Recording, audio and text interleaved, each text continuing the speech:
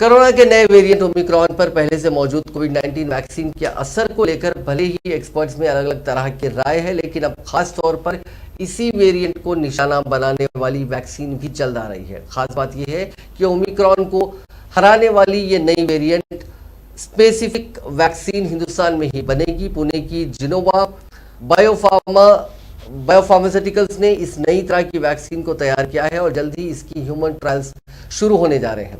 Variant specific vaccine मुल्क की पहली mRNA टेक्नोलॉजी पर मबनी वैक्सीन है। बता दें कि इससे पहले यही कंपनी कोरोना के अब तक के सबसे खतरनाक साबित हुए डेल्टा वेरिएंट के लिए भी ऐसी ही वेरिएंट स्पेसिफिक वैक्सीन बना चुकी है।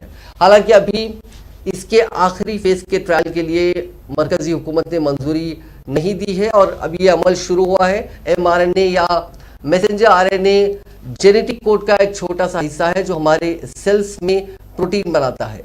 इसे आसान जबान में ऐसा भी समझ सकते हैं कि जब हमारे जिस्म पर कोई वायरस या बैक्टीरिया हमला करता है तो mRNA टेक्नोलॉजी हमारे सेल्स को उस वायरस या बैक्टीरिया से लड़ने के लिए प्रोटीन बनाने का मैसेज भेजती है।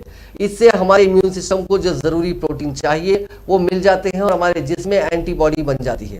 कोरोना के दौर में साइंटिस्ट ने पहली बार mRNA टेक्नोलॉजी पर बेस्ड वैक्सीन डेवलप किए हैं। इस टेक्नोलॉजी का सबसे बड़ा फायदा यह है कि इससे पुरानी सभी वैक्सीन के मुकाबले ज्यादा जल्दी और ज्यादा मिकदार में नई वैक्सीन बन सकती है। इससे जिस्म की इम्यूनिटी भी मजबूत होती है। एक रिपोर्ट के मुताबिक जिनोवा बायोफार्मास्यूटिकल्स ने खास तौर पर ओमिक्रॉन वेरिएंट से होने वाले इन्फेक्शन को ध्यान में रखते हुए अपनी वैक्सीन डेवलप की है।